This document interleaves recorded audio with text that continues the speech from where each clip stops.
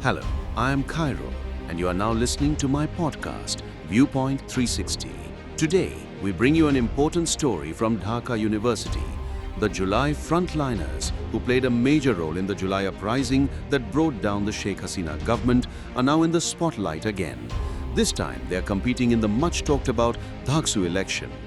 According to reports, 9 student panels have been announced for the 28 Ducsu posts. Interestingly, many of the candidates are those who actively protested last year and stood at the front lines during the uprising. This has made the election even more competitive and symbolic. Students say the candidates who showed courage and inspired others during the protests have earned respect. Many now believe that voting students will feel a natural connection with these leaders. One of the candidates, Abu Bakr Mujumdar, who is running for General Secretary, said that students will have a soft corner for those who fought for change. Another candidate, Meg Mallar Bosu, from Chhatra Union, explained that the spirit of July was about equality, whether it is gender equality, inclusion of differently abled students, or justice for minorities. He said, this vision of fairness continues to inspire their struggle today. On the final day of nominations, many groups revealed their full panels. BNP-backed Chhatra Dal announced a 27-member panel, while the independent platform DU First unveiled its candidates. Other groups like BGCS and leftist alliances also presented their lists. For example, Chhatra Dal named Abidul Islam Khan as the VP candidate, Shaikh Tanveer Bari Hamim for GS and Thanveer Al-Hadi Mahed for AGS.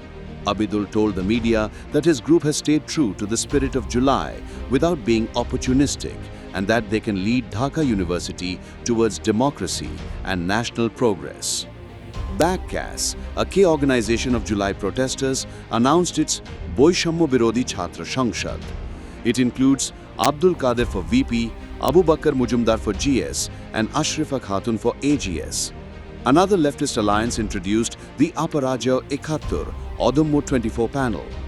Apart from these, Islami Chhatra Shibir, Ganatantrik Chhatra Jot, Chhatra Adhikar Porishad, and Islamic Chhatra Andolon also announced their candidates.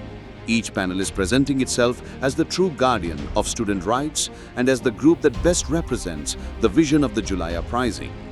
One independent candidate who is attracting attention is Umama Fatima, a former spokesperson of Students Against Discrimination.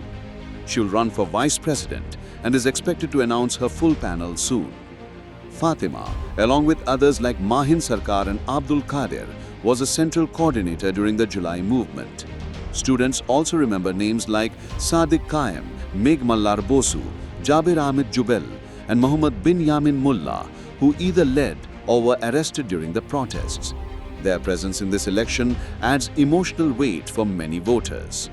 In a symbolic move, several student groups, including Chhatra Dal, BGCS, Islamic Chhatra Andolon, and Pratirod Porishad, did not nominate anyone for the post of Research and Publications Secretary. This was done to honor Sanjida Ahmed Tunni, a psychology student who was badly injured during a Chhatra League attack last year. Her image with blooded face became one of the most iconic symbols of the July protests. Tonni will contest as an independent candidate, and in a message to students, she promised to dedicate herself to serving them. According to the Chief Returning Officer, a total of 509 nominations was submitted out of 658. The final candidate list will be published after withdrawals on August 25th. Campaigning will run from August 26th to September 8th, and voting will be held on September 9th. Apart from the top 3 posts, Vice President, General Secretary, and Assistant General Secretary, there are several other positions. These include secretaries for Liberation War Affairs, Science and Technology, Cultural Activities, Transport, Health, Human Rights, and more, along with 13 member posts. This Ducsu election is not just about student politics, but it is also seen as a continuation of the July spirit, where young people challenged authority and demanded justice. Whoever wins, this contest will be remembered as a test of how far the vision of July can shape the future of Dhaka University and perhaps even the nation. You were listening to Viewpoint 360 with me, Cairo.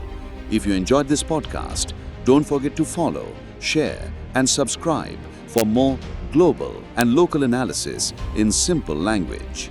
See you in the next episode.